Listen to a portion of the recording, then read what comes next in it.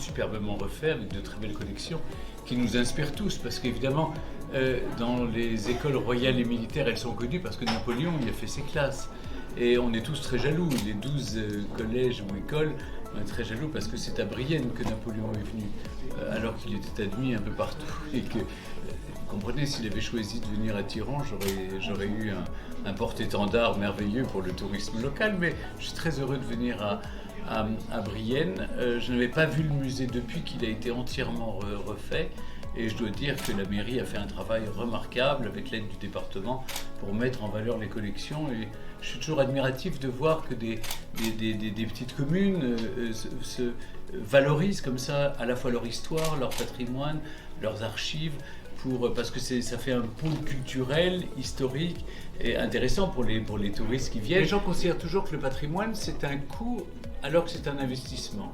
Même on pense que c'est un luxe alors que c'est une nécessité. D'abord parce que la culture est quelque chose de très important. Et c'est ce qui donne de la fierté aux habitants aussi.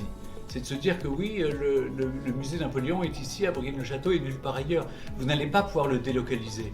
Vous comprenez, vous pouvez faire un musée Napoléon vous voulez, mais c'est ici qu'il a fait ses classes. Donc si vous voulez aller sur les pas de Napoléon, il faut venir ici.